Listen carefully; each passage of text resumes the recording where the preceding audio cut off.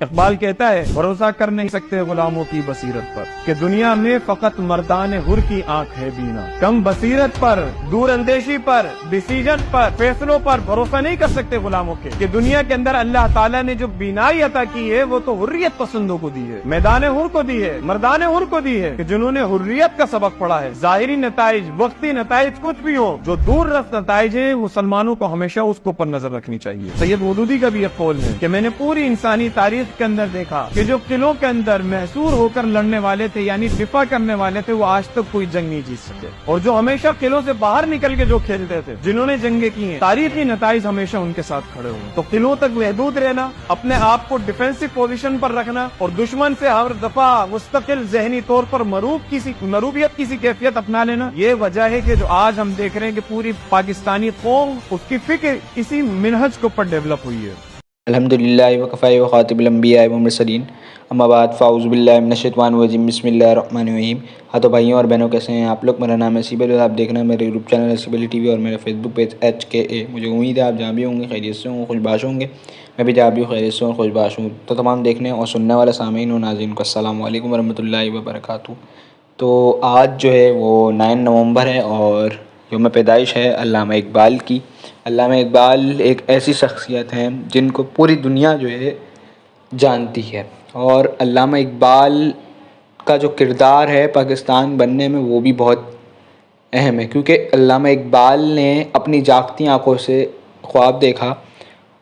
جاگتی آنکھوں سے مراد یہ ہے کہ انہوں نے جو ہے ایک نظریہ پیش کرا مسلمانوں کے لیے کہ مسلمانوں کا علیحدہ وطن ہونا چاہیے. کیوں؟ کیونکہ وہاں کے جب حالات تھے، جب علامہ اقبال پیدا ہوئے انہوں نے آنکھ کھولی تو ایک غلام معاشرے میں آنکھ کھولی جدھر مسلمان جو ہے غلامی کیا کرتے تھے انگریز کی. ٹھیک ہے، انگریز جو ہے وہ قابض ہو گیا تھا باہر سے آ کے، کیونکہ آپ نے ایک چیز دیکھی ہوگی، انگریز انہوں علاقوں پہ قابض ہوتا ہے جہاں پہ اس کو وسائل نظر آتے ہیں، معدنیات اس کو نظر آتی ہیں اور دیگر چیزیں جو ہیں زمین کے اندر پوشیدہ ہے، زمین کے جو راز وہ اسے نظر آتے ہیں، تو وہ وہاں پہ قابض ہو جاتا ہے. اور وہاں پہ جو ہے بہت کچھ چیزیں تھیں جو پہلے بنگلہ دیش اور یہ جو انڈیا ہے اور یہ پاکستان سب ایک تھے تو بر صغیر کہلایا کرتا تھا.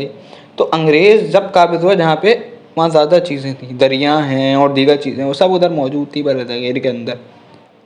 تو اس وجہ سے انگریز آ کے قابض ہوا اور اس نے جو اپنی حکومت جو ہے شروع کر دی. ٹھیک ہے، اس طریقے سے پورا ایک قصہ ہے کہ جو ہے کانگریس شروع کری اور اس کے بعد پھر جو ہے مسلم لیگ کی بنیاد ڈلی. ایک پورا یہ جو ہے لمبا قصہ ہے. لیکن علامہ اقبال نے جو ہے شاعری کے ذریعے اپنی عوام کے اندر شعور بیدار کرا. عوام کیونکہ بالکل مایوس ہو چکی تھی تو عوام کے اندر انہوں نے کیا کرا، شعور بیدار کرا. اور شاعری ہی کیوں چنی؟ اس لیے چنی کیونکہ اس وقت انٹرٹینمنٹ کے لیے نہ موبائل ہوتے تھے، نہ کمپیوٹر، نہ لیپ ٹاپ، نہ انٹرنیٹ ہوا کرتا تھا. انٹرٹینمنٹ کے لیے اس وقت ہوا کرتے تھے اخبار اور کتابیں. ٹھیک ہے، اور انہوں نے شاعری کا جو انتخاب کیوں کیا؟ وہ مضامین بھی لکھ سکتے تھے.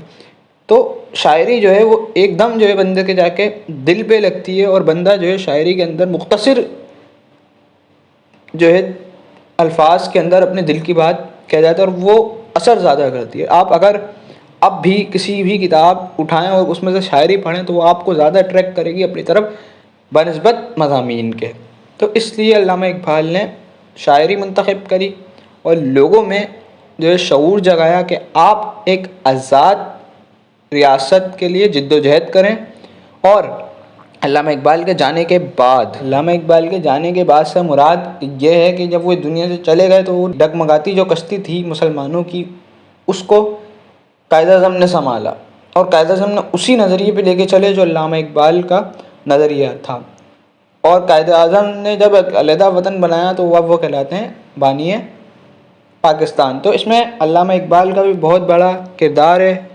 وہ فلاسفر ہیں، انہوں نے نظریہ پیش کرا، ایک خواہش ظاہر کری، اور ماشاءاللہ آپ دیکھیں کہ قائد اعظم نے کس طریقے سے اس خواہش کو حقیقت میں بدل دیا.